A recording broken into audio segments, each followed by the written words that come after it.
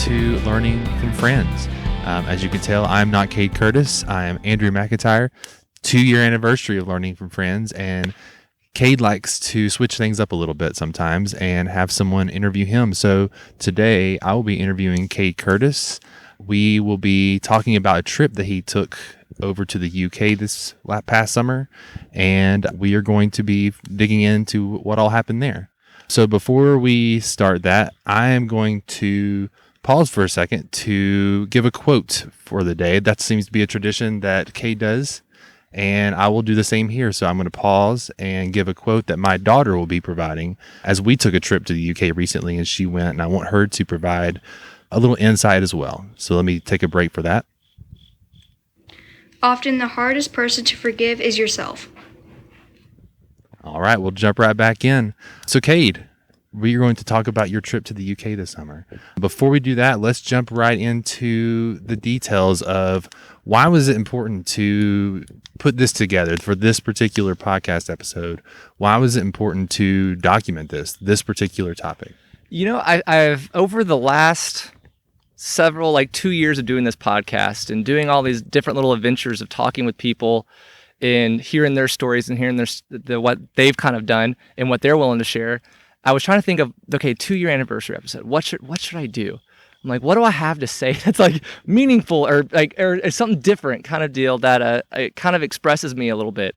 And when I was thinking back, I was like, okay, last year, Chris and I talked about just simply, what the podcast was. Who's a little bit of Cade Curtis? And I go, what do I want to do? And then we were talking about on the trip when I got back, and we were walking with a couple of friends at Kennesaw, and I was like, hey, you know what? I was like, that would be a fun episode. Yeah. That would be kind of neat to kind of do. And so here we are kind of sitting, and we're going to talk about it. So why not? Yeah, well, I appreciate it too. I mean, we had a trip with my family this summer to the UK, so we have a lot of connections through that. And so I'm excited that you invited me to be a part of this. So thank you so much. Yeah, and I think you were episode number 4 or 5, somewhere in that range. Yeah, so it's kind of, we're going backwards here. I know, and you got to be on my podcast, so we'll just keep switching it up. Oh, and I'm going to reference your podcast at a later point of a book you recommended to me I took on the trip, actually. Oh, okay. That was kind of like a big deal for me. Yeah. And I'll say that for sure is something that really was impactful to me that came from your podcast. Oh, well, thank you. And shout out to that, it is, oh man, I'm going to totally butcher the name of it. Deep in the Woods. Deep in the Woods. Yep. Yeah, so it's a podcast where we take someone and we go for a hike, or recently the new episode coming out, we actually go fishing with my dad. So really go somewhere and we pick one word and we kind of jump in real deep with it. So check it out. Yeah, definitely do. All right. You ready? I am ready. Let's get this thing going, man. Okay. All right. So first things first. As I go through this, it really is kind of almost chronologically is kind of how I want to set this up. So from the beginning to the end, and then kind of jumping around as needed. Let's do it. So explain to me the motivation for this trip. What was the decision that led up to you making this trip? Something that I've mentioned briefly in my previous episodes. I don't usually go into a lot of detail about it, just because it's really kind of personal. But I suffer from PTSD, anxiety, and depression from some stuff that has happened in my life. And with those struggles, I've been working on trying to better like myself. That's something I look on the outside, I look like, oh man, Cade's got it together. He looks kind of calm and collected and kind of chill. I really just struggle with liking myself. I don't do well in accepting compliments from others. I'm very indecisive when making decisions about stuff, that it sometimes can take me a couple of days or a couple hours just to decide what kind of toothbrush to buy. A couple of weeks ago, I was buying an air pump for my kayak that I got. And I had to literally just turn it over to my wife and go, pick one.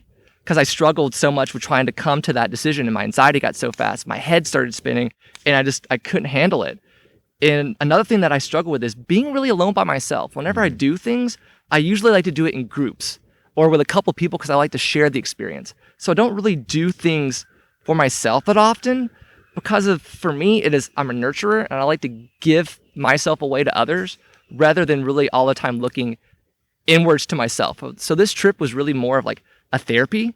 Yeah. And I really needed that reminder that the world is a lot bigger than I am, and I can be given something back, to myself, by actually going and doing this kind of stuff. And I've also over the years had this, desire to travel that needed to be fulfilled.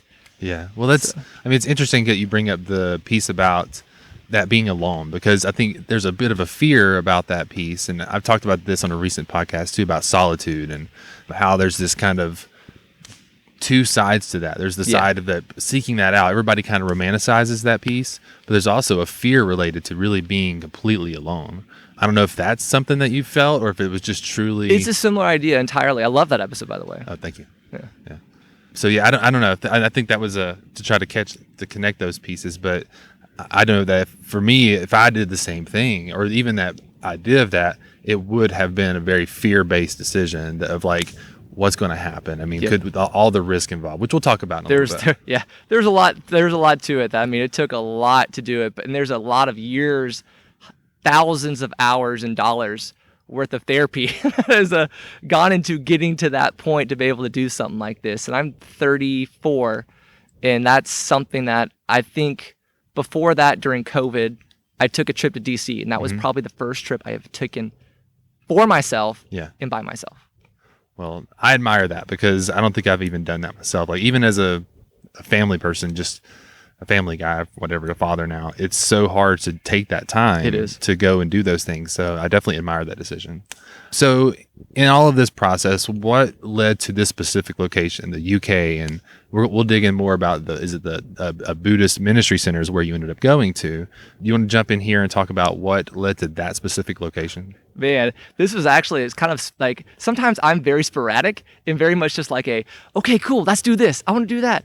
So I was trying to figure out ways to be able to go abroad, and I know how much it costs to go abroad. It is expensive to be able to figure that out.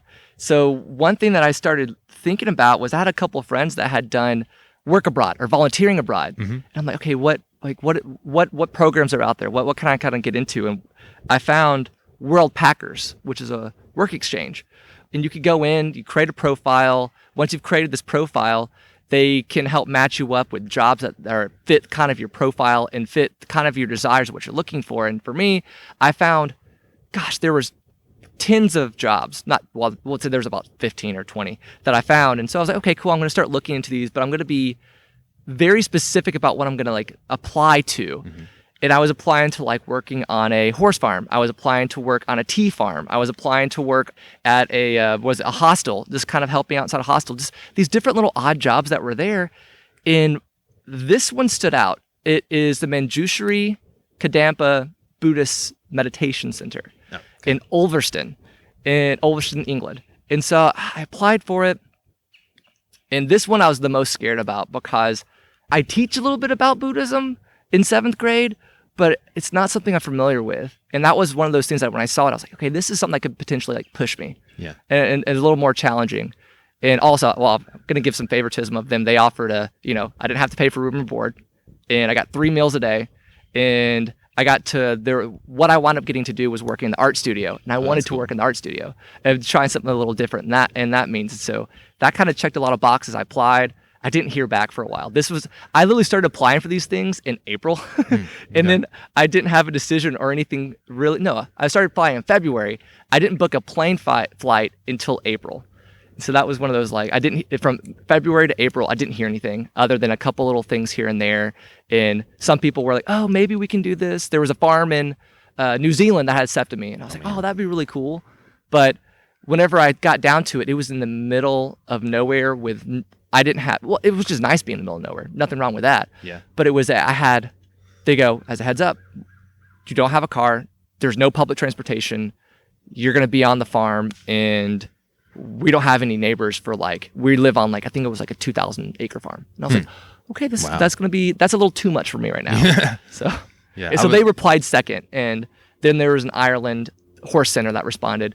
And I wound up going with the Kadampa, Manjushri Kadampa Buddhist Meditation Center. Well, that's awesome. I mean, I would love to go to New Zealand too, which eventually is on my Same bucket here. list. But yeah, I think that would be a lot. Yeah. I was looking at it. I was like, okay, let me get on the map here, because they kind of give you a city, but they don't give you like an address yet. And then they gave me an address, and I'm looking. I'm like, okay, yeah, this would be cool, but I need some interaction. You can be out there with the sheep, right? Because I think New Zealand has more sheep than they do people there. So something like that. Yeah, I'm sure there's something along those lines.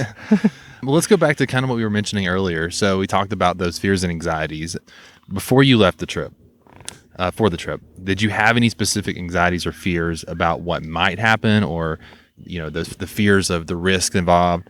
If so, how did you overcome some of these? I had so much anxiety involved around this trip, and my wife is very supportive. I love my wife, Katie. Shout out, Katie, on being always super supportive and helping me out with these things. Whenever I would starting to kind of create something, go through a plan, she goes, "Okay, what do you got? Like, what do you have everything in order? Have you thought about this? Talk me through what you're kind of doing," which was a big help of just talking through it. And so whenever I booked my plane ticket, I usually don't buy the insurance. I usually just don't. So I bought the insurance. That made me feel a little safer about the trip.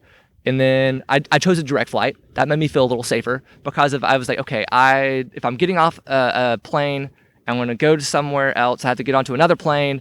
And what's going to wind up happening with my mindset? So I was like, okay, direct flight. It was actually cheaper, surprisingly, which kind of blew my mind. Oh, yeah.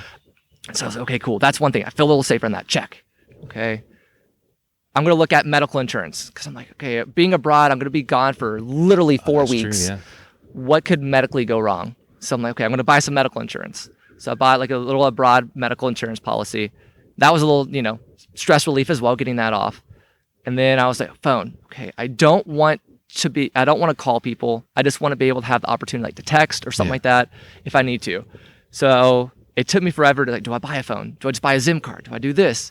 So I bought this little SIM card it was supposed to have 20 gigs of data. It only wound up having like 2. So that was really good though to like really hone me in of saying you can only use this much in this time. And all that came down to really using Google Maps in order to get places.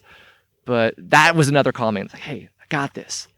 And something that I've been doing lately that I was trying to get better at was journaling. So I had this little journal that I took with me, which I'm going to reference again later of how like significant this journal was to me. It literally helped me write things down. That what are you feeling at this point? What do you like? Why are you feeling this way? And like just going through the details of writing. So it was a calming mechanism for me. And something I made it a point to do was whenever I wrote something down on the page and I realized kind of what it was, and I was past it, I would crumple up the paper and throw it away. So it was like, hey, you had the thought, it was there, it's gone. No, I kept a journal of the things that I did those days and things like that. I wrote every day. Like I wrote every single day. And so that was something that was very powerful for me that was a tool for my like toolbox that I had learned through therapy. And then like taking away that internet was something that it wouldn't be a distraction. Yeah. It needed to be, so that was something that was going to be a way for me to focus more on what was going on. So that made me feel a little better that, hey, you're getting away from all these different things. So you need to focus on you. So that kind of helped with the anxiety coming down. And that's, taking all the tools from the toolbox, and I was adding more tools whenever I was going over there. Well, that's awesome. I mean, I think that piece of taking the internet away, some of these pieces that you typically rely on, it's almost like a detox. It was a great detox. Yeah. That's a great term to use. And I think I've been seeking something like that myself recently I personally have I would say almost an addiction to certain sites. Like I'm not on social media, so some of those don't do it, but like YouTube or some of those videos, like it's like a comfort place to go to distract yourself from really thinking through a lot of things. It entirely is. Every morning I wake up and throughout the day, I look up 4 things on a search engine just to see if anything's changed in it. And I don't know why. It's just a weird OCD thing that's there. I check AEW wrestling and then I'd look at the Atlanta Falcons, Atlanta Hawks, and I don't even like follow the Atlanta Hawks. I care that they're doing something, and then Atlanta United. Yeah. And then after that, I feel good. I don't know, but it's that weird little sensation or something that calms the brain.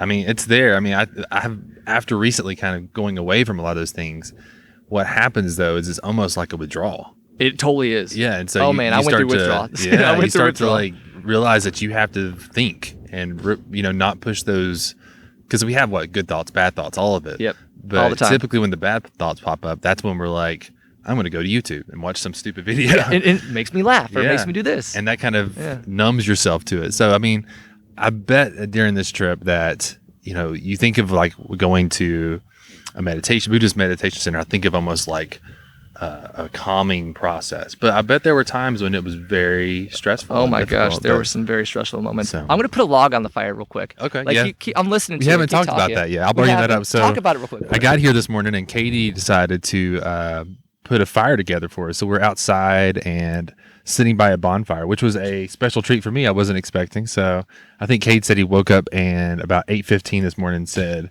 you know what, we're going to do this by the bonfire. And that's where we are. I'm enjoying this. The weather is amazing. Yeah, it's in the 70s right now. Yeah, it's so good. I've been looking forward to some nicer weather after a summer of heat. I'm hoping that we can pick up some of the small itty bitty noises in the background too. I think so. Yeah, you can hear the wind blowing through the trees and my cats are back here in the back, and I'm sure eventually they'll start getting angry at me. They want to go inside or something. We'll see kind of what happens. So yeah, you mentioned the detox, the time that you needed there to just regroup. I feel like it was this really regroup and figure out who in the world is Cade Curtis. Right? Who are we? That's a good question, right? What are we? And I know you mentioned Alan Watts. That's a big question of his. So let's jump into the logistics of the day by days of what that first day looked like, because I know for me, travel is something that is I would consider it like a luxury, or it's like many people think of it almost like a fantasy. It's like, I want to go do this thing, right? Yeah. But there's also, as I learned in our recent trip to UK, there's a component of travel that's actually stressful. Oh, entirely. Right? It's all the little things, and it takes a certain level of organization and trying to dig through all the minutia of travel. And so let's jump into that first day when you left. Give me that play-by-play of from the moment you left till you arrive over in the UK. It's really surreal whenever you have this backpack that's packed and you're looking at it and you're like, okay, I'm still at home. I see the backpack, so I'm looking at the fire, and it's like catching me off guard a little bit. It's very calming. It's also, I'm getting smoke in my face. But so I have this backpack, I'm looking at it, and I'm going, okay, this is real. This is fully packed. Thank you, Chris Bias, for letting me borrow your backpack that you used to take through Europe and letting it go back to Europe. So, I mean, I look at it, it's packed. I put it on my back, you feel the weight of it, and all of a sudden when you feel that weight on your back, you realize, okay, this is now a metaphorical weight and like in a physical weight that's going on my body. So the anxiety started to set in. Katie took me to the airport, and I'm still thinking, okay, cool, this is fine, nothing's too crazy on it. And as soon as I get to customs and they scan my passport, it gets real. I'm sitting there going, oh my gosh, this, like, the negative talk sets in very quickly. What are you doing? Why? Like, really, can you do this? Are you going to be okay with this? And I mean, my brain's going 100 miles an hour, just one after the other, which is something I heavily struggle with, of that negative talk. And when I got to my terminal, I sat down, I pulled out my journal, and there was a book that you mentioned during our walk, and it was Alan Watts' The Book. Yeah. It was really just the book. The book. And so whenever I pull it out, and I hadn't read it yet, I hadn't touched it, hadn't read anything yet on it, and I was going to make it a point that I was going to finish this book while I was on this trip. I was going to read it a little bit every day. I was going to finish it. And so I opened up the book and started reading it, and the thoughts that were running through my head, I was like, this is in the book. Like, we're going to talk about this. Like, cool, I want to go through this journey with the book, with myself. And it was really neat to kind of see that. And then we get ready to board, and it starts going again, because I start hearing all these the people that are traveling that maybe had layovers, or you hear all these different languages and you hear all this different stuff, and people telling different stories, and people being excited, but at the same time being freaked out that we're going to be on a plane for 10 hours. It's a long trip. It's a long trip. So we get on the plane, and I'm like, I'm not going to drink. Like, my plan is I'm not going to get a drink in order to try to soothe things out. I want to feel the emotions of what's kind of going on, and I'm going to try just to go through this. I get on the plane and I can't sleep. I was like, cool, I'm going to sleep, because I made it a point to not sleep much the night before in order to be exhausted. Yeah. Like, the goal was to be exhausted. So I get on the plane and we get going. Thankfully, I was able to the rows were 2, 4, 2. And so I made sure I got in the 2 row near the window, but in the aisleway, because I don't have restless leg syndrome, but I pretty much have restless leg syndrome. I'm like a 7-foot man, but only 6 foot, like 5'11". So I stretch my feet out everywhere because they cramp up. And so my feet start cramping, my body starts cramping. I'm just kind of like freaking out a little bit. And so I started looking at the movies just because I was like, hey, this is something that I'm familiar with. I made sure to pack headphones to plug in. And Creed 3 is on there, boxing movie. I love the Rocky series, and Creed 3 is on here. And what's ironic is I have seen all the Creed movies on a plane. I've never watched them in theaters, never watched them anywhere else. It's always been on a plane. And so I was like, I got to finish where we're currently at. I don't know if there's going to be a 4th one. So I sat down and I watched that one. And then I probably wind up watching 2 or 3 more movies before I eventually fell asleep during the middle of a documentary. Was this an overnight trip? Yeah, we were on the Red Eye, which was okay, nice. Okay. So we got fed twice. We got dinner and then we got breakfast.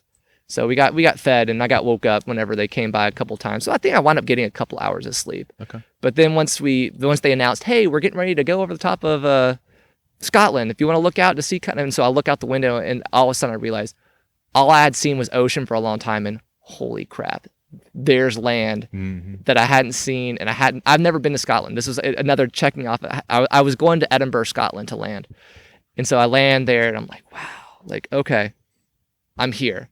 I get off the plane and I had instructions to how to set up my phone because I couldn't set up my phone before until you get there and get on a Wi-Fi network in order to accept it. So my brain's going, I'm going to get here and my phone's going to wind up not accepting the SIM card, and it's going to cost me a couple $100s to get another phone. Yeah. I'm like, crap. It's surprising how much like it costs just to be able to communicate in other countries. It does. Yeah. It does. And so I plug it in and I put it in, and it accepts the SIM card. And so the first thing I do is I send like a message to, I think I sent one, it's like my mom, my dad, brother, sister, and everything. Hey, Zorro, you going to come and check in? Yeah. He's going to have an episode one day. We're going to work on it. You should, yeah. We're going to work on it. And so I send a message, and I turn my phone off just because I'm like, I know where I'm going to. I'm going to get on the tram and I'm going to go down into Edinburgh, like the downtown area. So that's kind of a breakdown from leaving to getting there. And it was, thank God I had a carry-on backpack. That thing was a saving grace, that having the this big enough size that it's legal to have, that it's not a check-in bag. At this point in travel, it's almost the way you have to go. Because, you have to. You know, checking in bags and then getting it and going and picking it up, it takes up so much time and you can lose things, and I always like to keep things on me. So always. You can't lose something that's on your back. Exactly. Well, that's a perfect opportunity to segue into some of the other places you went to. You mentioned Edinburgh, so we're going to jump into the time before you get into the meditation center, or even outside of that time. What were some of your favorite moments or experiences around the UK? I'm going to go ahead and apologize to those that love Edinburgh. I was not a huge fan after a couple of days of being there because I wanted to go on the Highlands. I couldn't afford. Yeah, money, you have to really, as we mentioned, you have to be very careful with your money in terms of being able to spend. And I wound up spending 3.5 days in Edinburgh, and I think it was a day and a half too much because you start doing all the different stuff and you start seeing all these different things. And for me, the trip, I think part of the reason why I didn't like it is because of the trip for me was supposed to be getting away from society a little bit. And I was so much in society, and it was so much it's a tourist area, and they were getting ready for the jazz festival that was coming up. And so there's a lot more people coming in there, and I didn't feel like I got to experience a local experience as a result of that. So I guess it wasn't my favorite in the sense of being there, but I just didn't have the money to go out elsewhere. So it kind of comes in that play. But by the second to last day, I will say that the experience of, I got to the point where I said, screw it. I'm just going to walk everywhere. Mm-hmm. I'm going to get out and I'm going to walk. And so what I wind up doing was I got up, I walked to Portobello Beach. I was staying on the shore, which is further down on the third to last stop on the tram. I walked to Portobello Beach, which is, or Portobello. Is it Portobello or Portobello? I can't remember specifically. Portobello. So like, yeah. It's a mushroom. I think. We'll go with the mushroom. Yeah. Exactly. And so I walked down there and walked the beach. And that took me about an hour and a half to get there to the beach. And I get there and I go, cool. Okay. I'm on the beach, walk the beach. I got there in low tide, so I got to see all the weird little like things that were out there that were just kind of like stuck, like jellyfish and things like that. And there was a couple of kids that were running down, kicking a soccer ball, and it was a misty kind of day. So, you know, like in normal Scotland, misty day. Mm-hmm. And I was like, okay, cool.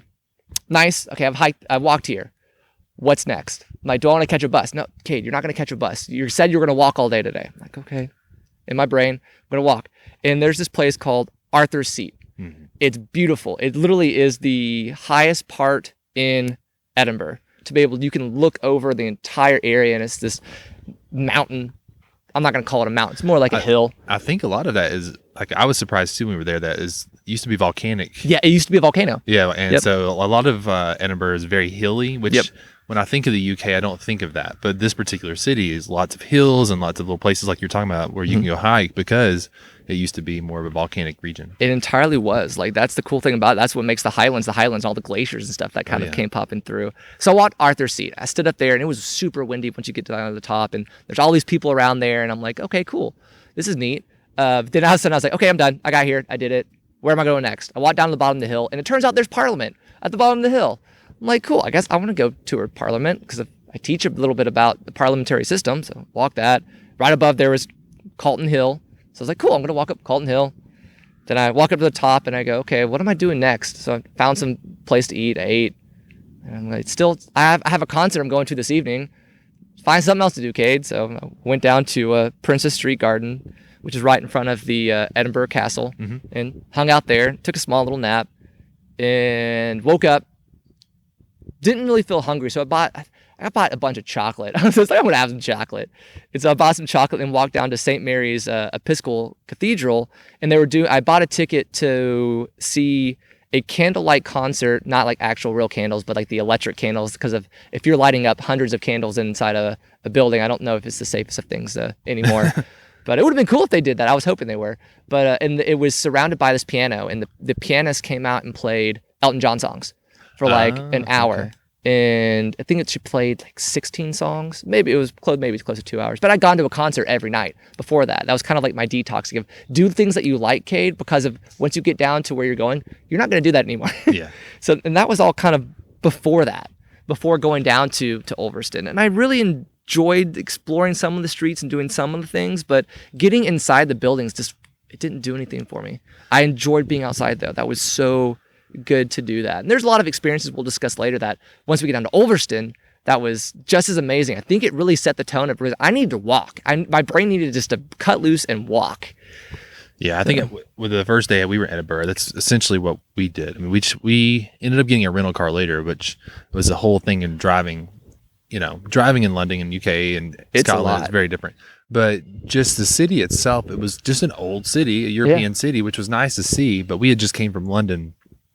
And so the big difference was those hills, the streets. Drastically. It's very, very different. And then it feels like to me, like Edinburgh is like it's so old, but all the buildings have a similar look. Like they're stained a certain brown color. So at some point, everything just looks the same. Don't get me wrong, it's beautiful. It is a very beautiful old city, and I think, but as you mentioned, every corner you go around, it's like, did I just walk around this place already? Am I in circles? Because it's very much the same, which, like you said, very beautiful city. Yeah, very beautiful. A lot of great history there. I just think my mindset was somewhere else at that point, and so I think I was almost being negative towards it in a way. I don't know why. This is kind of. I think I should have dealt with the money and just kind of bit the bullet and maybe rented a car or gone somewhere else, but that wasn't the budget because I'm a very much a numbers person when it comes to money, and I was like, nope, can't do it. Got to stick to my beliefs there of what I wanted to do. Well, I mean, it's still an amazing way to start the trip, though. I mean, it was. I did like 3.5 days there. No, very cool. But 1.5 too many.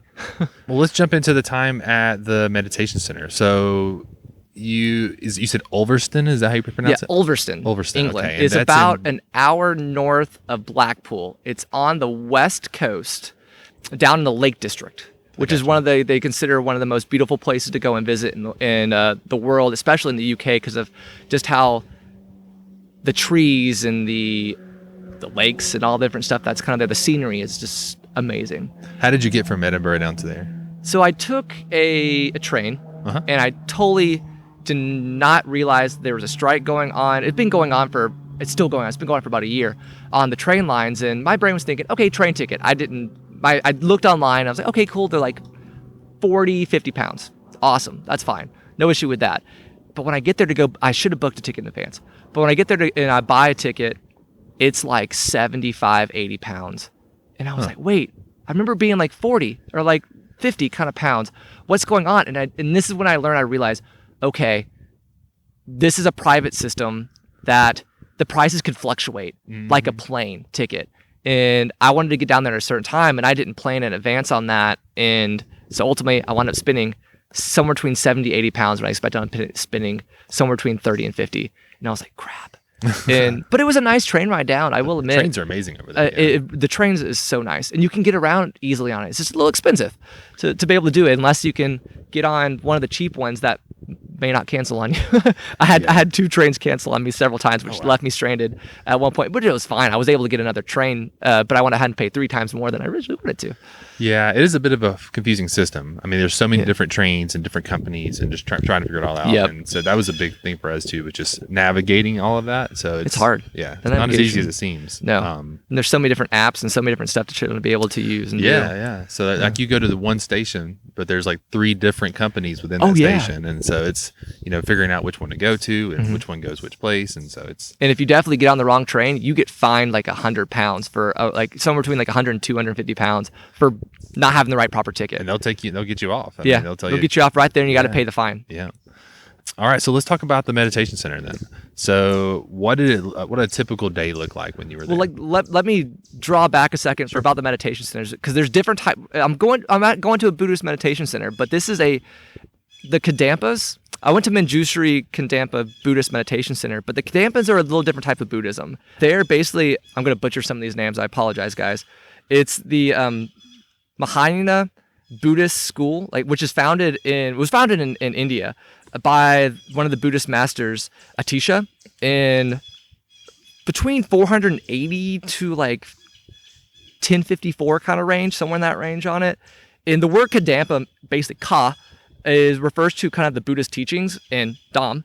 The Atisha's basically special Limerick instructions, basically like his instructions that he left behind, was for the Kadampas. Then they're basically become like practitioners in regards to these Buddhist teachings as these like personal instructions, and to be able to put them into practice and being able to follow these instructions of the Lamrim. And by integrating these understandings of all the different Buddhists, because there are like hundreds of Buddhists here. So a lot of people think of this the one Buddha. There are hundreds of Buddhas. Any person can really become a Buddha with true enlightenment. That's one thing a lot of people don't think about. They just think of the one. And with these practices, that they're integrating these experiences into their everyday lives. And the Kadampas use these teachings and these practical methods for essentially just kind of transforming their daily activities and leading on this path of enlightenment. So that kind of gives a little bit of about the Kadampas itself, because it's a different type of Buddhism. They've kind of branched themselves out. Like we have the Methodists and the Lutherans and all this stuff. It's just a different type. And they translated everything over to English. Okay. And so that was a big deal to be able to do that, because of the leader at the time goes, if we transfer this is in the 1900s when it gets transferred over to English. But he goes, if we could transfer this into English, we can be able to then translate it easier out rather than Tibetan, which is so much harder to translate. So sorry, I want to give an outline on that before we kind of get there, because it's important to understand that there is a different type of Buddhism. From what I can tell from that, is really just they've taken this set of practices and beliefs that the Buddha or Buddhas were able to put together, brought to English, and now let's see how we can apply this to our life. How can we make this part of our daily routines? Sorry, I'm watching the cat just go right by.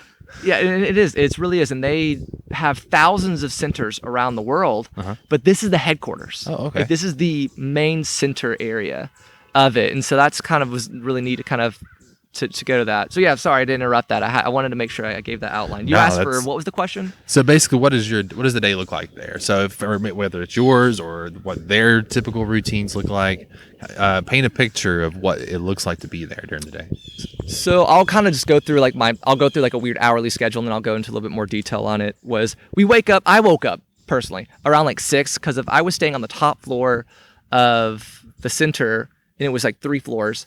And this is like an old mansion kind of deal, like what's the word? Priory. It's an old priory. That's the word I'm looking for. It's an old priory, and so it's like this big old mansion, but they've converted it into a living space, but it's not a luxurious place. It's very basic, very simple. And so I wake up around 6 because I was on the top bunk next to the window. We kept the window open because it was just, the temperatures were amazing in comparison to over here during the summer. And the sun would come in, it would wake me up around 6. So I'd get up around 6 and I'd go down to breakfast to the servery and eat. And we have breakfast they put it out overnight because it was the same stuff every day. It was basically you could have some kind of oats or some kind of cereal or something I had to be able to get into. So I'd go down, and breakfast was there till about 9. So I'd eat, and hang out for a little while. There's a couple people that I'm going to mention in a little while that were very important to the trip. Eat, and then from 9 o'clock until roughly about 1:15, we'd be working at our volunteer sections. And there was different areas of like, there was lawn crews, there was people working in the art center, there's people working in the book center, there was people working all these different little spots, and I was a part of the art center, so that's where I would go down to. My crow's a little upset this morning. He's letting everybody know that he's not happy with us being out here. But then around 2 o'clock is when we had lunch. And lunch was an hour long. You had an hour to be able to go in and eat from serving it. We had like an hour and a half, 2 hour break, but from I think it was like 1 o'clock to about 2, or maybe 12:30 to 2. That was it. And we would eat around 1, 2 o'clock, that time period to eat. And that 2 o'clock to 2:15, they would do a 15-minute meditation, which you could go to. It was open to the public because this meditation center is completely open to the public. Anybody can be able to come. There's a cafe that people come and just eat at the cafe and then leave. And there's kids that are coming through in school groups. I wish we could have gone on the school trip to like a church or something like that back in the day, just to get an introduction to it. So I'd eat, go back to work until 5, and at 6:15 we'd have dinner. And back at the servery, and it was some of the really amazing good meals that were there. I wish we had more stuff actually wish we would have had a garden that they actually would have like grown more stuff that we would have eaten, but we were bringing in all these different foods and stuff from outside, and some of it was processed that was going to be cooked up, and I was thinking it was going to be a little bit more organic kind of related. But again, it's hard when you're feeding about 200 people. Oh wow, yeah. So that's really challenging to be able to kind of do something like that. So I ate, and then after that, from literally after you're done with your work at 5 o'clock, you're on your own. You do whatever you wanted to do. There is no really a set plan. There's not a location for all the volunteers to kind of hang out at. We just went down to the servery or went walking or went into town.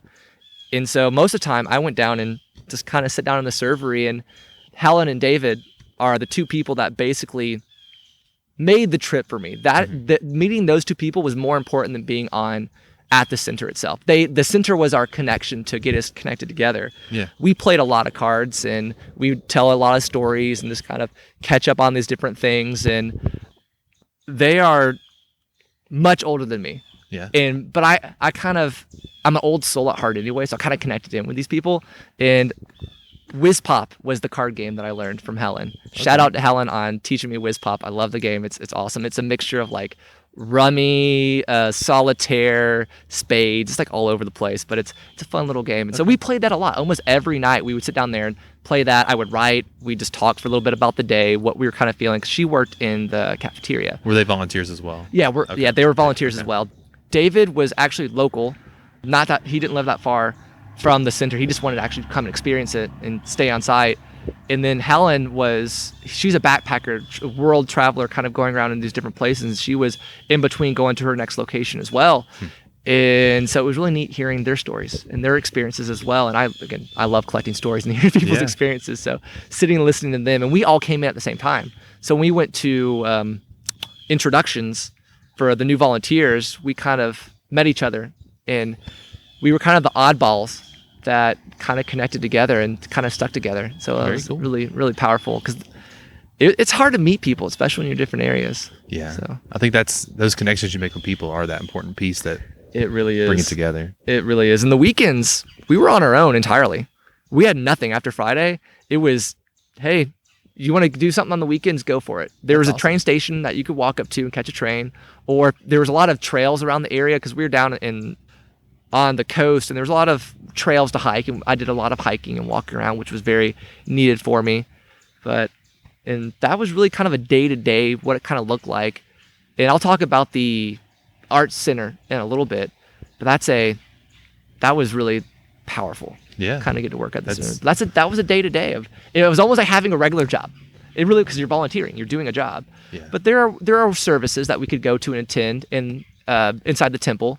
And whenever they had them, I tried to go, because I wanted to fully get the experience of being there and what does it mean. And I bought a book or two when I was there, and was reading, whenever I found literature, and was reading literature about what is this place? Yeah. I didn't do a lot of research before going. Well, let's talk about that a little more then. Let's do it. Because something I personally find interesting, and I have ideas in the future about how to maybe even make a different podcast related to this particular theme, is things that are sacred. Yeah. And obviously, different religions have different beliefs and practices, and all of those things are interesting, but there's ultimately things that we find that are sacred, and that word to me has a lot of depth to it. There's a lot of depth to the word sacred, because that means so many different things to different people. Exactly. Yeah. I mean, it's from a spiritual standpoint to, like finding things in their life that can be important, whether it's like we mentioned, people or things or rituals. So on this trip, would you say that you had any sacred or spiritual connections at this place or at any time during this experience? Really, to start out, I didn't I kind of was hoping for something along the way. When I first got there, I did feel a giant calming coming over me when I walked and got on the grounds of the center. I was like, wow, this is different. Okay. Overwhelmed anxiety, but all of a sudden it got really calm. And I'm like, okay, this is cool. Like, what's going on here? This is really neat. And got settled in. I got there on a Sunday. I was going to start working on Monday, and I walk in. I go, okay, I don't really have any much art experience other than I like the idea of art, and I like to do spray paint T-shirts and little things like that. And shout out to my brother Corey for getting me kind of involved with that and being very interested with the arts in some ways. And a lot of it was music for me. It was a big thing, but I didn't know what was kind of going on. So I get down to the art studio the first day, and I am so frustrated with this piece I'm working on. They give me this, it's about 3 feet wide, about 2 feet tall lotus flower. And they're like, hey, they do these things of mold casts. And when they pull them out of a cast, it's this clay that's like hardened, and there's something else that's to harden it, to keep it kind of in place. And they go, we got to trim off the imperfections. We got to take out the air bubbles. We got to sand it down so it's nice and smooth, so we can then basically paint it. And they make all of the spiritual statues that go to all the centers around the world at this location, at this small little art studio. And so I'm going, you're giving me this art piece to work on that I have no training, no previous experience with. And so working on it, I'm like, getting into like trying to find like, feel it, get, in touch with it, try to figure out what to do. Because that was one thing they said, get in touch with the piece, become familiar with the piece. And I'm like, okay, crap. I am not getting this. I'm getting frustrated. I'm getting ticked off with it. I'm getting confused. I can't do this. And for like 3 or 4 days, I'm just fighting this piece, fighting it, and just not being able to find peace with it. And eventually they come up to me on the second week partway through and goes, we're going to take you off of this. Not because you're taking forever on it. That's fine.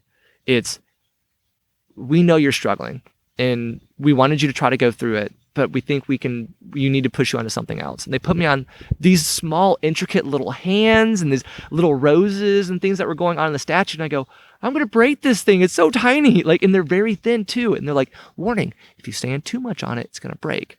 Or these little air pockets, if you don't do it being very delicate with it, it's going to bust. And I'm thinking, you gave this to the wrong person. I break things left and right. I am notorious for breaking things. I am harsh on stuff.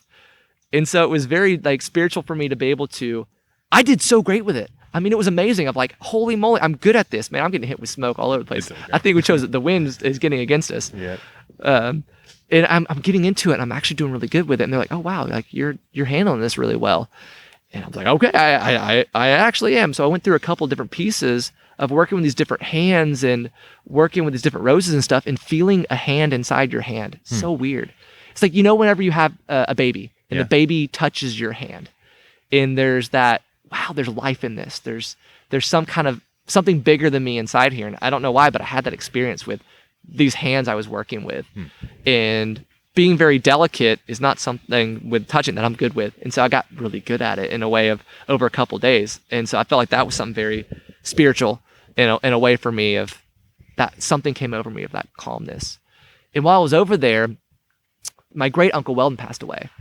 And I got the message about that he had passed and everything. And towards about at the end of that week, they were doing this ceremony. I apologize if I'm going to pronounce it wrong. It's P-O-W-A. I'm going to say Poa or Powa.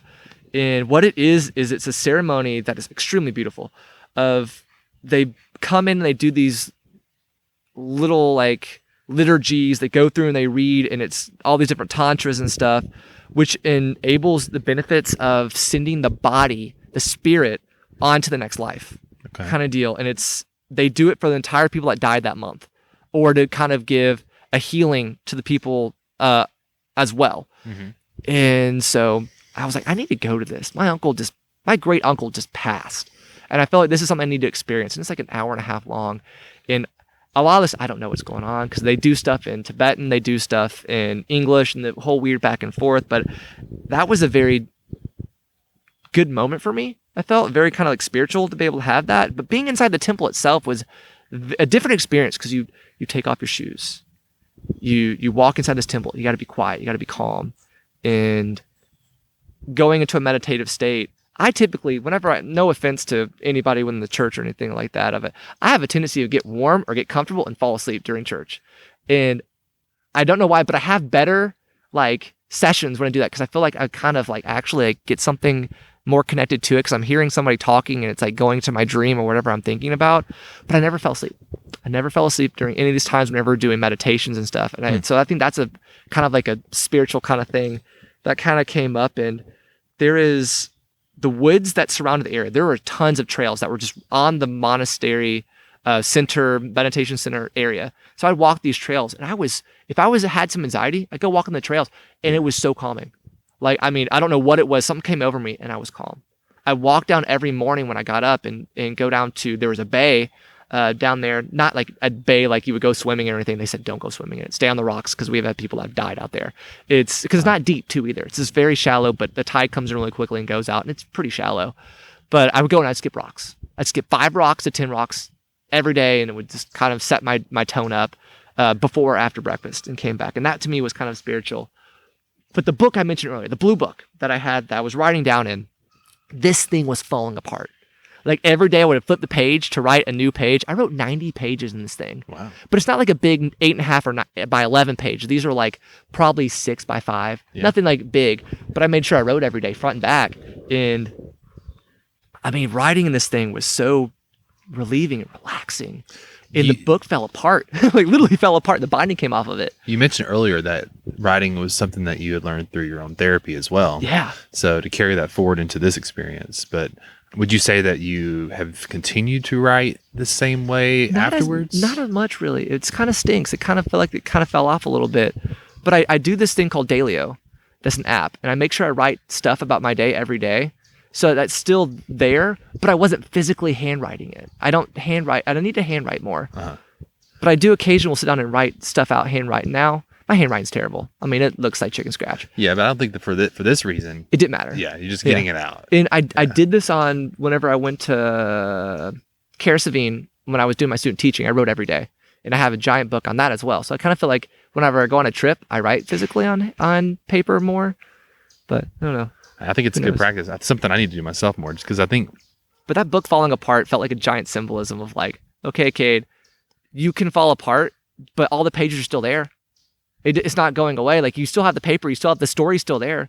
You can be a little broken. That's okay. I feel like that was kind of what this book was telling me, that it could be falling apart, and you're writing these things down on this paper, and the paper could disappear. Whatever, that's fine. But you're doing it. Like it's there. There's an Avett Brothers song where he talks about lyrics. Yeah. And in the song he said, I think I wrote all these songs and lyrics, and then I burn every one of them. And it's almost like the process was not to make a product. It was the experience of putting it together and just doing it and then letting it go. True. So it almost sounds similar to what you were saying, that book falling apart, that that book was not the point. Exactly. That wasn't the whole meaning of why I was there. But I think that's the best way to be able to answer what was kind of sacred and spiritual to me. That was it. Like that book was kind of that key thing of doing that. And I've had to open it back up the other day to go back through and read it, just to kind of get prepared for this. And it's not coming across that really well in the way I'm interpreting this and saying it, because I'm very kind of calm with it now. But I've been a nervous wreck about doing this. And this trip was hard. It sounds like it was easy in some ways, but dude, this trip was so hard for me. It was rough. It's hard to be in a place, especially when there's no technology, like we mentioned earlier. Well, I made it a point not to have the technology. Yeah. I had access. But you weren't actively using it. I didn't use it until the last couple of days I actually kind of broke down and started checking Facebook, because I think my brain was like, okay, you've done like 3 weeks here on this. Like, give yourself something. I didn't do it a lot. I just did it for like 5-10 minutes. But it's still like, I feel like it was almost like a reintroduction. But it felt like I was losing at that point as well. But you mentioned earlier that you've struggled in the past with things like, I'm going to say like self-loathing or where you've struggled with yourself. Oh, yeah. Right. And so Still do. And so to put yourself in, and the trip was what, about a month? Yeah, I was gone for 4 weeks in a day. So, but at the meditative center was about 3. I was there for 3 weeks. 3 weeks. Okay. I was there for 3 weeks. So during that time itself, that's a lot of time that you were with your thoughts. Yeah, it is. That's definitely a truth. Yeah. And so the burden is placed on you to have to deal with those thoughts. Yep. And Facing them head on. And I think that's the point of some of these places is that you can't just keep pushing it away. You have to process through those things. And so it sounds like that book, a lot of these pieces were ways that you can do that. Yeah. And I finished the book on, I think it was the third week through. Well, I know this wasn't part of our plan, but what was your takeaway from Alan Watts, the book? Just in general, I love the way that Alan Watts writes. Mm-hmm. I didn't think about that I was going to enjoy it for a little while because, oh my gosh, this is going to be a lot of religious-based things. And it is, but he brings it back to a space that Alan Watts was essentially in the 1950s through 80s and 90s. I think he passed away in the 80s. I can't remember specifically. Yeah, I think, it was probably 80s. Yeah, but he wrote all this stuff about Eastern religions, but it brought it into Western perspective. Yes. And I love that. But the book itself made me think about the examples that he would say of, okay, this is the way that we are brought up to think about this. Mm-hmm.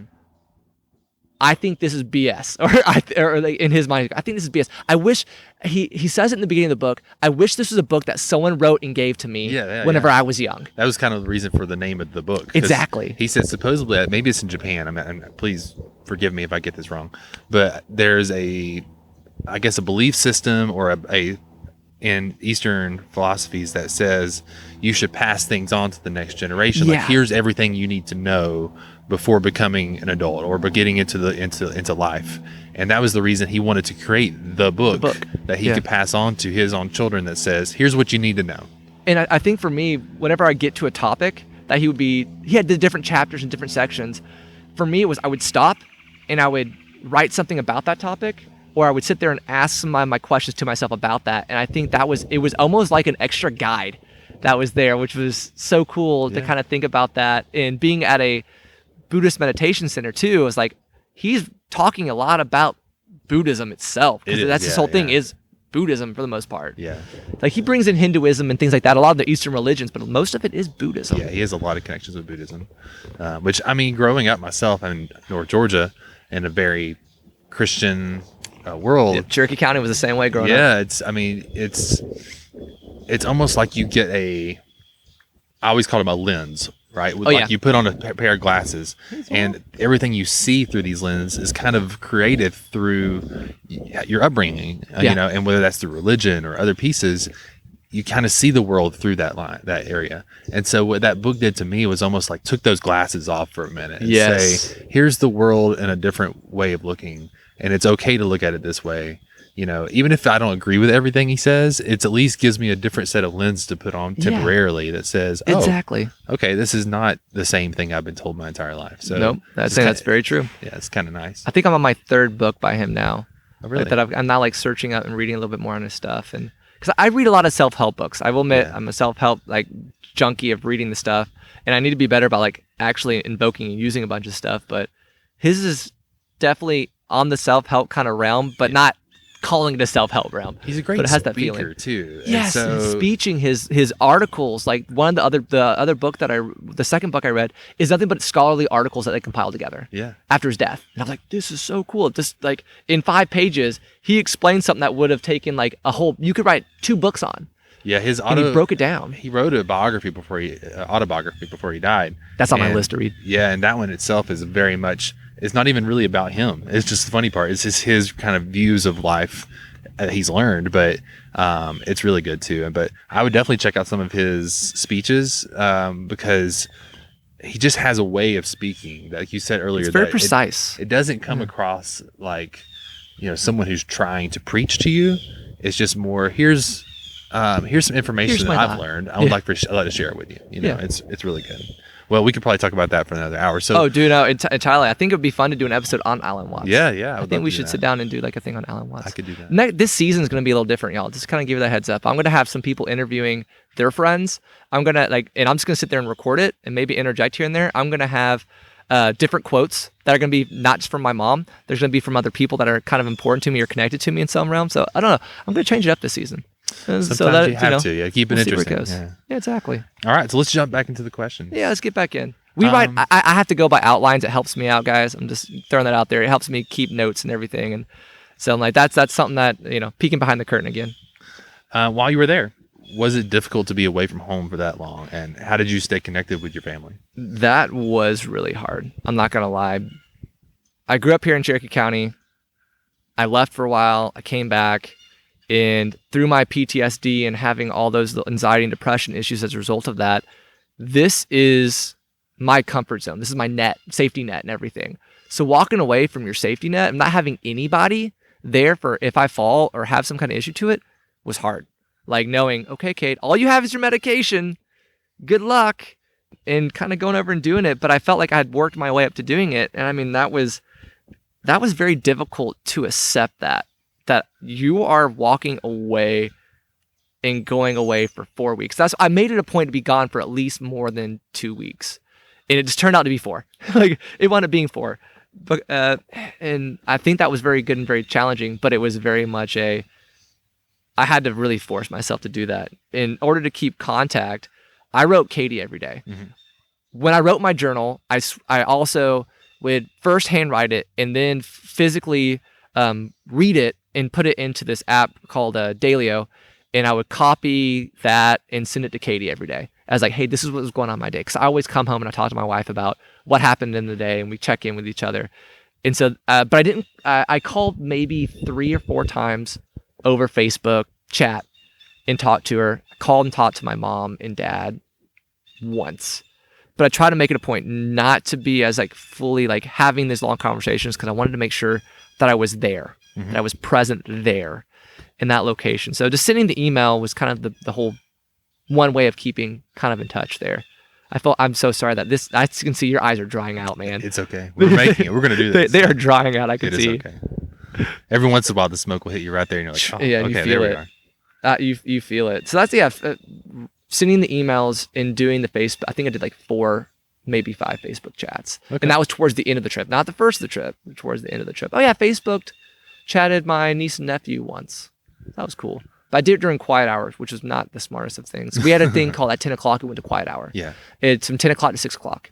And you could be doing stuff, but you had to make sure that you were being extra quiet. We had the time difference. So yeah, and you also had the time difference. Yeah. So you had. So it worked out better for me to call them at that time because it's 5 hours ahead. Yes. Yeah. So. Well, very cool. I mean, I think that's important to still make those connections while having that time for solitude. So, and maybe this is part of that as well. So lessons that you learned from this trip that you could share with others who you think could do something similar, who maybe have some of the same feelings or anxieties or some of the same struggles that you may go through. What are some things that you learned from this that they may be able to do? I'm going to use an analogy here of you want to go skydiving. You're afraid of heights. I don't want to go skydiving. Well, I did it once. And it was scary as all get out. But say you want to go skydiving. Uh-huh. You want to do it, but you have this huge fear of heights. Okay. Start out with go onto a bridge. Just walk out onto a bridge and look down at the water or whatever's beneath you. Okay. Walk on the bridge. Whenever you get comfortable to the point where you've done it enough that you're like, okay, this is not as bad. Okay. Find something taller now. Walk out onto, say, a mountain. Hike up on top of a mountain. Look out. Now you're a little higher. Okay, cool. You've now done that. Then get onto a plane and fly. Look out the window. You're not jumping out of the plane. All you're doing is you're on a commercial plane and you're flying somewhere and just look out the window. Okay. Once you feel comfortable with that, then go to a training program that teaches you about skydiving. Go see the entire process to understand what is skydiving and how does it work. This is safe, so you feel comfortable with it. Then tandem skydive. Get on the plane You go up, you jump out. That is, to me, the process of how the lessons for me on this trip. This was me skydiving. This was me finally skydiving, and that was the big effort of getting there. And that was this was years in the making. I've talked about going on trips and doing things like this, but I never have done it. And so doing the small little steps and doing the small little buildups of using the, is it analogy or metaphor? Did I just use the entire wrong word? Analogy. It is an analogy? Yeah, okay, yeah. cool. My bad. I'm like, me and my language sometimes. I think so. I don't That use the right words to it, but I just wanted to make sure that I wasn't saying the wrong thing. But this was the jumping out of the airplane in skydiving for me. So you're facing a fear. Facing the fear. Yeah. I'm facing that fear. I'm getting out of my comfort zone. I left that safety net. There's bigger things. I chose something that I had no clue about really in detail. I had a brief understanding of Buddhism, but really and honestly, I had no idea really about Buddhism once I got there and realized, okay, this is like 10 times bigger than, thing, but it was bigger than me. Yeah. And I recommend getting out of your comfort zone, finding ways to go to different things. I'm not saying go to different churches or go to, go do these terrible, crazy things that, may hurt you, but find safe ways to do things, find ways of writing it out, and find ways just to write, find ways just to be able to communicate with something, talk with people about your ideas and voice your opinion. And that to me is what really I learned more from this trip than anything, is that I could do it. Well, I think there's and I keep going back to the quotes. This is my thing for song lyrics and such, but Damien Rice has a song, and in that song he says, "What is it you're so afraid to lose?" And then right after it says, "What is it you think that will happen if you do?" And it kind of, I know it's not essentially saying to lose, it's a very much. But when we think of doing a lot of these things that you mentioned outside of your comfort zone, Yep. your mindsets go to all of the horrible things that could happen. Oh my gosh, I'm a worst case scenario man. Yeah. I don't voice rise it a lot, but some of my friends are like, yeah, you do. Shut up, Cade. But I do. And I think by asking yourself those questions, sometimes it lets you kind of logistically lay out like what reality, what is reality is going to happen really here, is. because most of the time it's irrational fears that are that causing is a huge us thing to not do certain things. Mm-hmm. Anything else that you would say that you learned? I would definitely say, as you are in an experience that you are uncomfortable with, sit with it. Allow it to be uncomfortable. Mm-hmm. As you just mentioned a second ago, allow it to be. Like, just be here. There's a book, Be Here Now, by Ram Dass. Oh yeah, I like Ram Dass. Like, be here now. Even if it's so awkward, uncomfortable, no clue what's kind of happening to it, feel it. And allow it to kind of be, in writing it down if you want to, or say it out loud. But allow the awkward moments be awkward moments. Don't try to fix it.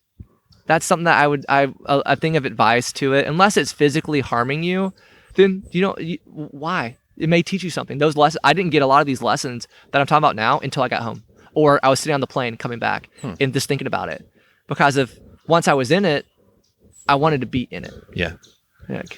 And things are continuing to tell me things. Almost like that, the Buddhist philosophy of, we hear like Elsa say, let it go. Hey, but let it go. But Gosh, just like I thought about that in a little bit. I think it often says the creek or the river, there's many obstacles in your path. But if you try to push against or try to control the path constantly, then ultimately it's just causing stress. And so you just kind of have to let it be. Yeah. Speaking words of wisdom, let it be. Yeah, there you Thank go. you, Beatles. Let's talk about lyrics. And I think the last Alan Watts reference I'll make today, hopefully, is along that same line. He said we're all falling off of a cliff toward the same destination of mortality, where we're all heading towards death. Good lovely little quote of don't take life seriously. You're not going to get out alive. Well, you can either do one of two things in that process.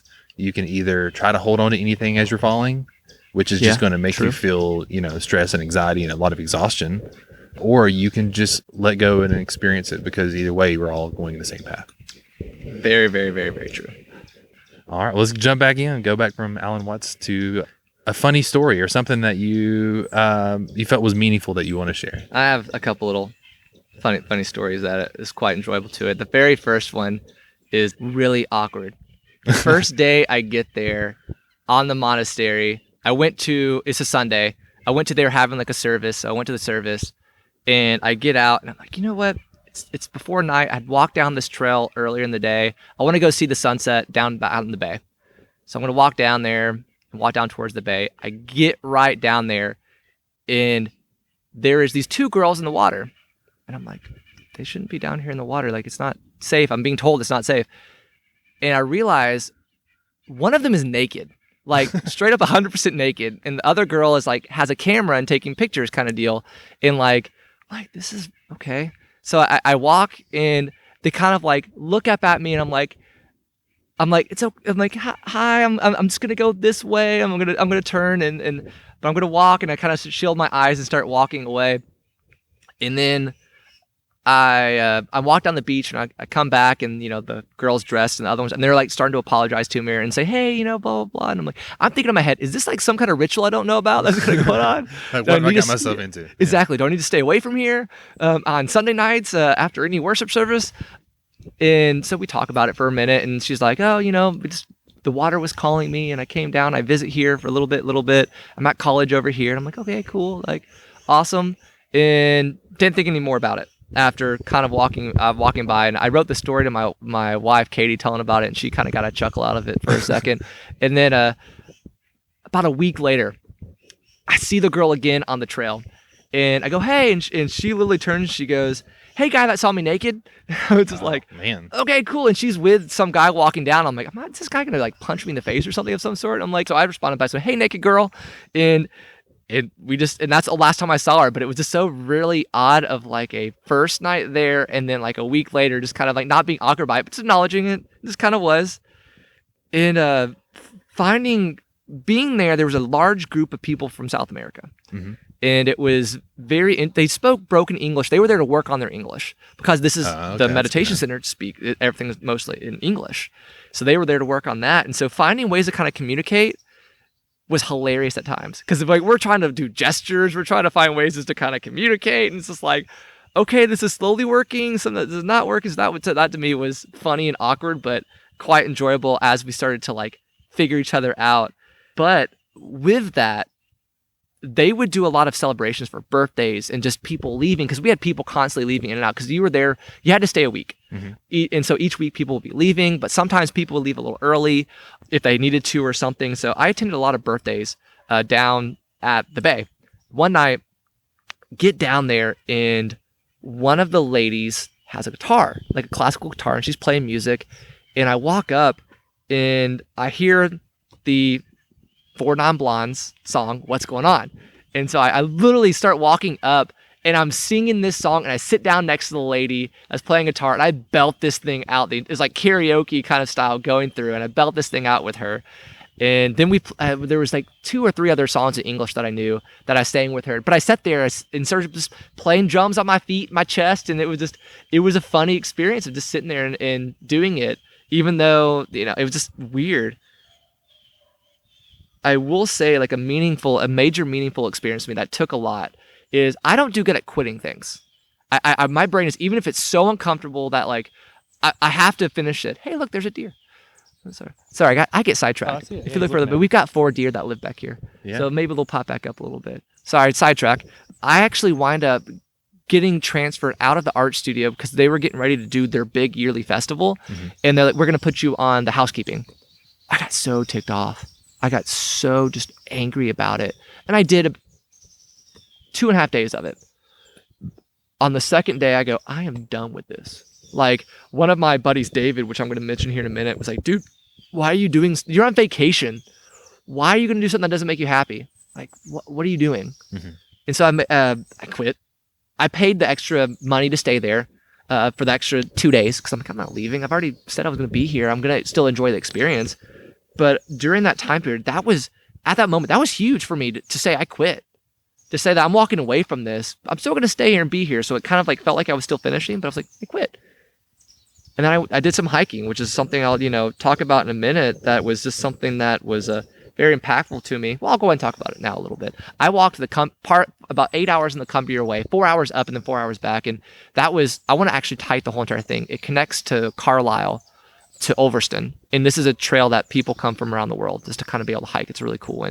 And walking around in the area, there was one moment when you're walking through people's pastures.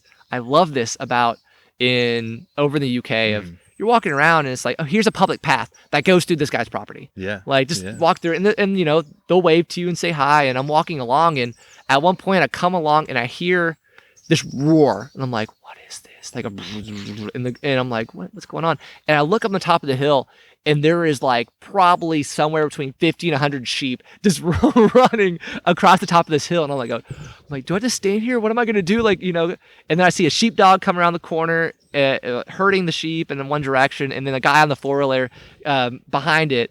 And the guy waves at me as he's going by. And these sheep are just like running right beside me. At one point, a couple of them run like through me. Kind of not hitting me, but like basically going around me kind of range. And that was like a really cool, like meaningful, crazy experience. And that was really neat, kind of getting to do that. Well, that's awesome. Kind of time. Yeah. But playing cards was really meaningful, which I'll talk about that with Port in Person. Yeah, I remember this in Scotland. We took a lot of hikes, and it was the same experience. It was just make sure you shut the gate when you go through. Exactly. So there was kind of a trust thing where you make sure not to let the sheep out. So. I wonder if I would love to have that here a little bit more. Yeah, in the United States. Which here? So I don't think it would work. I think you get a shotgun pulled on you pretty quickly. Yeah, no trespassing. Yeah, no trespassing. Just a few more questions, and then we'll finish up. We've talked about some of the people you've met, but let's dig in a little deeper there. So, some of those connections you made. Do you want to talk some more in depth about the people? I'm going to talk about two, because there was only really these two made the trip worth it for me. Shout out David. Shout out Helen. If I get a little emotional here, like it's all good. But these two, we were like in a way outsiders kind of in here. We were little oddballs on it, and we were just all had different kind of sections to it. And we sit down and we ate pretty much every meal together. Whenever David left, he would still call and check in with us, and we go out and he'd pick us up and we go for a ride, and he drove us around the Lake District a couple times, and we went out and had meals out. But me and Helen ate every meal together. And at the end of the day, we would sit down and we play cards, or we just sit and talk. And Whiz Pop is the game. You can look this up online. It doesn't exist. Whiz Pop is a game that she said she earned, if I can remember correctly. Sorry, Helen, if I get this wrong. She learned it from an Argentinian who learned it from someone from I'm gonna say Chilean, but someone from Chile, and so I'm like, oh man, like, so we sat and we played cards and we talk and kind of check out, and she felt like a therapist to me in a way. She would talk me through stuff and like, you know, okay, like this is nothing. Why are you worrying about this? Like, you're too good for this kind of deal. And so we would go on hikes together. We go walking into town. We walked up to what we thought was a lighthouse, but really it was a monument for this famous individual that lived in the area and helped found a lot of the stuff within the town. But she was, I want to call her like my mom there and my best friend. Yeah. Awesome. Like that lady, we still send each other messages back and forth and talk at least a couple times during the week. We send a lot of voice messages over WhatsApp. Thank you, WhatsApp, for having a little bit of like keeping the international connection here. But man, there is something really special and amazing about getting to spend time with those two that I can't fully put into words. Because without those two, I don't think I would have made that trip fully through. And we were oddballs. We were just oddballs, and we kind of I'd find the interesting people, and they find me, and we just we connected on a different level. And David was my bunkmate. That he lived below me. Slept below me in the bunk, and I feel bad for him because of I move a lot in my sleep. I just do. And it was funny. One morning he goes, "Kay, were you like in the circus up there last night kind of deal? I felt like you were doing gymnastics, just going from one way to the other way and jumping up and down and this and this and this and everything." And he goes, I couldn't sleep some of the time because you were just so much. He wouldn't admit that like I kept him up, but yeah. I believe I kept him up. And David, you can say no, but I think I made your trip a little harder for you at night to be able to sleep. So I feel bad about that. But when he left, I took his bunk, and it was nice to have the lower bunk at that point. Yeah. But I mean, and David helped show us around the area because he had a car because he was local. Hey, Vincent. And so he drove us around and, told us stories about the area and told us about his experiences. And he's big into motorcycles. And so he was telling about his motorcycle group and his connection. He wound up leaving early just because he got a little fed up with some of the stuff that was there. And a lot of us had issues that would come up. Yeah. And no offense, like we're outsiders in the area, but we had some stuff that just didn't go well. I'm not going to really go into that because I don't think it's it's important to know that there was issues. I had a lot of issues there, and I had a lot of struggles. and conflicts I didn't agree with on stuff. But that's going to be anywhere you go to. But David's got to the boiling point where he was just done. And that's also where I got to the point that third week where I go, I'm done. Yeah. But I stayed because I had nowhere else to go. Yeah. in that sense. But Helen and I had a good conversation about it. Helen calmed me down on a lot of it, of saying, hey, like, you could be angry about it. It's fine. So that's a good thing to process through as well. Process through it, allow it to happen, but take something away from it and keep going. Like finish the drill, man.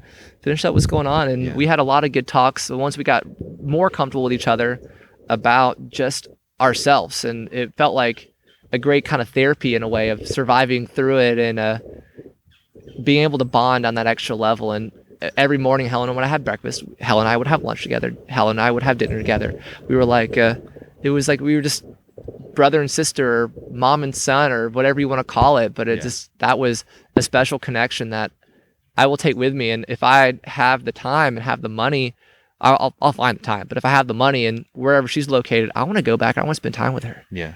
And just enjoy more of that. And David as well. Like, I would love to go over to Europe and rent a motorcycle and ride around with him on one of his little journeys around.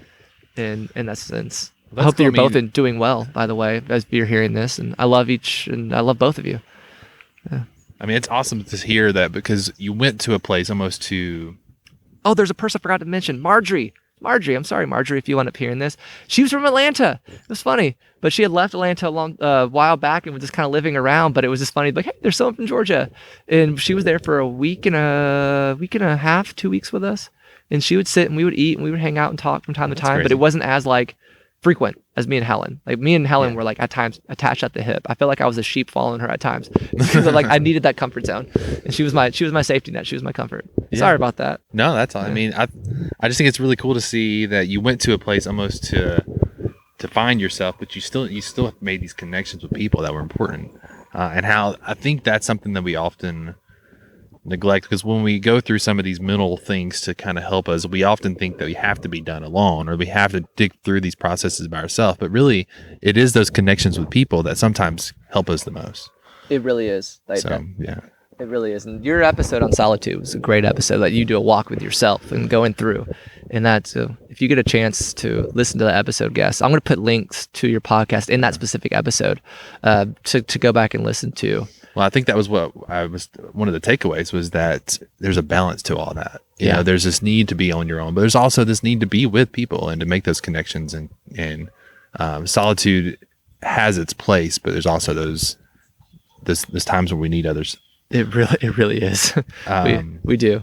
Let's finish up. We got one or two more questions left, and we'll go with: is it your goal to take more of these types of trips in the future? And if so, where would you like to go to and why? There's going to be more of these. I'm definitely doing this again, whether it's like 1 week, 2 weeks, 4 weeks, 6 weeks because my wife is super happy with, and not, I don't want to use the word happy. She's super okay with me doing this kind of stuff. Yeah. And being a teacher, we have those, like that summer break. It's like 6-7 weeks at time for it. And being able to go and do this was very just important to me to be able to do it. And I'm going to look at World Packers again and try to find something. But really, in all honesty, what I want to do is get into areas, like purposely seek out areas and do jobs that I normally would never do. I wasn't normally a part of. And that was what this trip was. I went to the meditation center, learn about a different religion and experience something different. And I got lucky that I got to work in the art center and working with like these sculptures that are like tens of thousands worth of dollars that they give away for free to these different centers, and learning about that and coming to learning those terms. But really, I think Asia is really where I want to kind of go to next. Like, I would love to do Thailand, Japan, South Korea, and some of the European countries is like Switzerland, Denmark, Netherlands, Norway. Yeah. But the next trip may be a therapeutic trip of maybe like a yoga retreat, maybe an actual specific meditation retreat. Maybe, there's so many different things out there for therapy that in the United States that per se we don't really do. We don't think about in that extra kind of detail. And maybe that's a broad trip. India or something like that. Yes. Yeah. I don't know. Like, that's the thing. But really, I think the next trip, if I get the opportunity, is finding where Helen is at on one of her work things and making sure that I can get in that area. And at least, even if it's just for a day, just to hug her and say like, hey, like, I miss you, I love you kind of deal. And because the physical touch and communication is just important. Yeah, I think that's kind of what's coming. I don't know what's going to be next, but I know this summer, starting February, I'm going to start looking. Yeah, I'm going to start finding stuff and see where it leads me to. Well, we're both teachers, so I understand that connection to that time. Yeah. To have that ability to be able to go, because you think of most people who have jobs, they get like 2 or 3 weeks at the most for the whole year. Yeah. And typically they might take a week to the beach or something like that. Whatever, like a cabin up in the mountains or whatever. Yeah. But the luxury of having that whole summer off is you can really plan bigger trips that way. Yep. And I put money aside every month. I'm a big budgeter. I'm one of those people that, and I for a long while I was like, I'm not going to spend $1,000 on a plane flight. I'm not going to spend I wound up spending somewhere between $3,000 and $4,500 on this trip, and it was more on like the 3,500 side, but that's a lot of money. It is, but that's a lot of money. But the thing is, that was worth every penny to be able to do that. In financially getting to that point, it's not everybody can do it. Yeah. But you can save money forever, and you could put stuff aside forever. But really, in honesty, I'm 34. I don't have kids holding me down and to say that I can't do this. My wife is so open to saying, hey, if I can't go with you, still go. Like, do it. That's nice. Kind of deal. And that I'm like beyond blessed on that. Like, I love my wife, and we just got done celebrating her 8th wedding anniversary, September 19th. So I was like, man, like I hit the jackpot. Yeah. And so I'm like, I'm blessed. And I'm like, I'm doing this kind of stuff. But families can, we took our trip this summer with our family, and it was still, I have younger kids. I have a 12-year-old girl and a daughter and a 9-year-old son. And teenage years, man. I know. It's coming up. I know. And we were able to take this trip and during that trip, we had times where we can, do our own things or go hiking or explore. And I think for everybody, travel can be a great experience if you can do it. So. Yep. Find a way to do it and find a way to find peace in it. And I think the longer you can be able to go, the better. Yeah. To be able to do it and find a balance of what you enjoy, but also find something a little different. And I was very notorious for scheduling everything down to a T. When I was in Scotland, I did like, minus that one day where I did all the hiking, I knew where I was going in a way.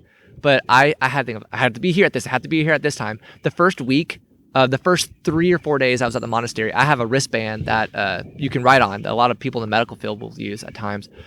And I had 1 o'clock be here, 2 o'clock be here, 3:30 be here. And after like 3 or 4 days of being so like OCD about it, I'm like, what the hell am I doing? Like, this is too much. Like, pull away from it. Yeah, I think that's important too, because you do have to have some general plans. And we mentioned earlier that the small parts of travel can be very frustrating. The airports, I cannot stand. Oh airports. gosh, yeah, that's too much. Even the little pieces of travel, getting to places when you need to, the obligations of travel, those things can be very frustrating. But it can be. If you overplan, it can be that piece where it all becomes a means to an end. Oh yeah, entirely. And, there is something that I totally forgot to mention earlier. I gotta find it real quick. Give me a moment, y'all.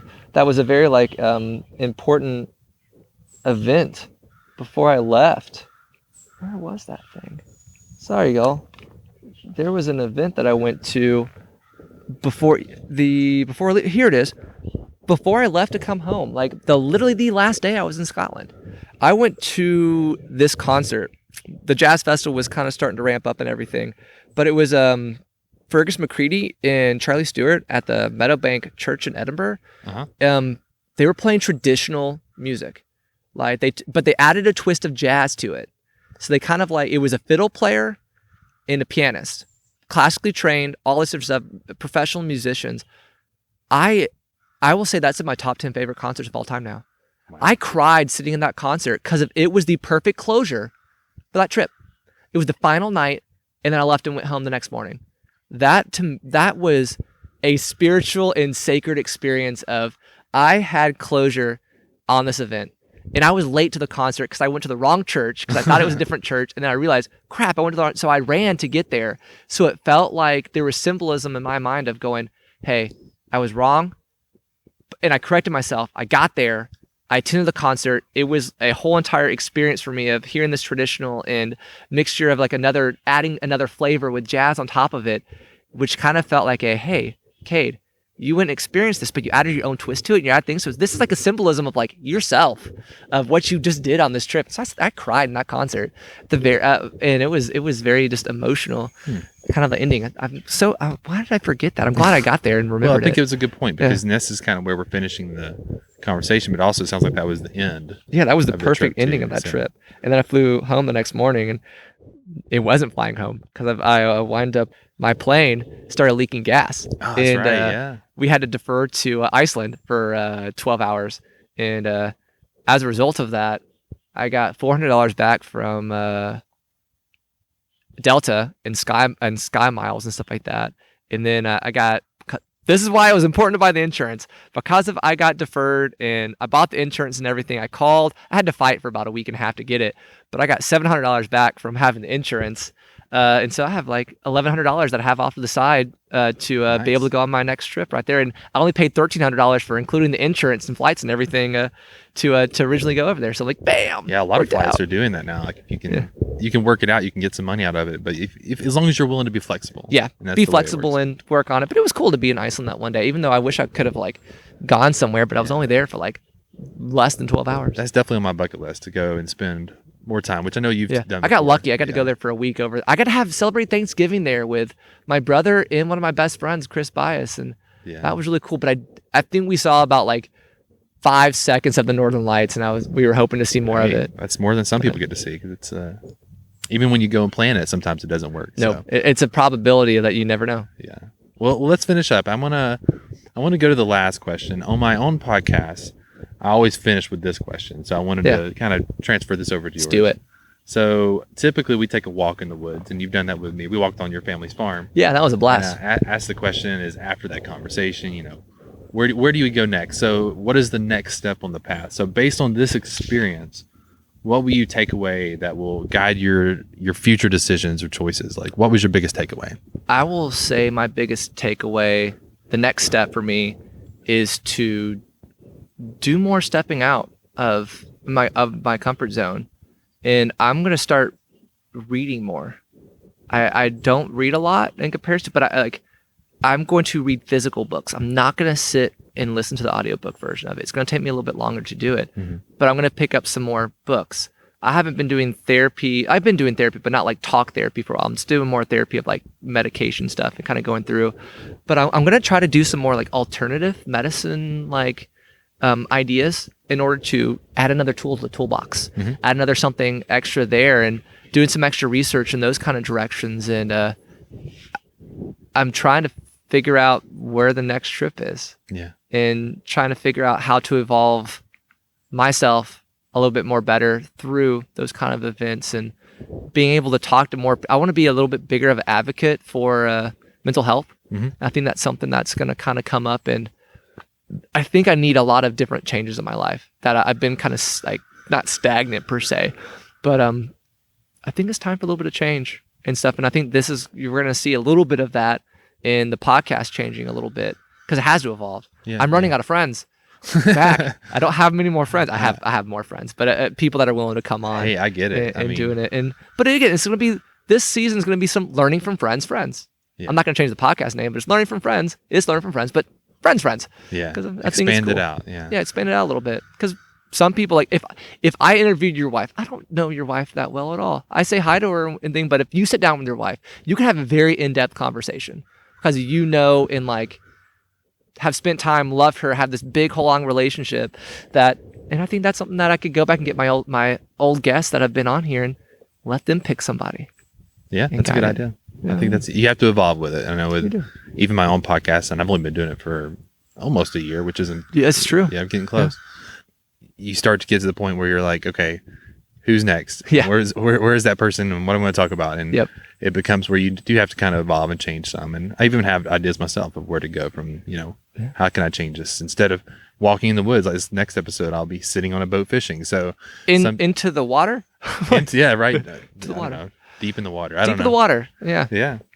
Well, thank you so much. That's it. Let's finish there. And I think you've taught me a lot through this conversation about, looking into yourself, what ways you can be able to process and you mentioned the detoxing, to be able to get out of comfort zones. And there's so much that I'm going to take from this conversation. So thank you so much for that. And thank you for being the person to sit down and do this. Like your calm demeanor and your nature of how you kind of like ask questions and just have that nice voice too, of just being able to like it works out nicely. And you really helped influence a lot of the trip in different ways that you may not know about. And everybody participates in your life in different ways. And you may not recognize it out of the bat. And that's a lot of the podcast. I think, gosh, I say it almost every episode of talk to somebody. Yeah. Engage with somebody that maybe you haven't talked to in a while. And through this 2 years episodes, I've connected back with old friends that I hadn't spoke to in years. I learned new things about people that I'd never imagined that I would learn about.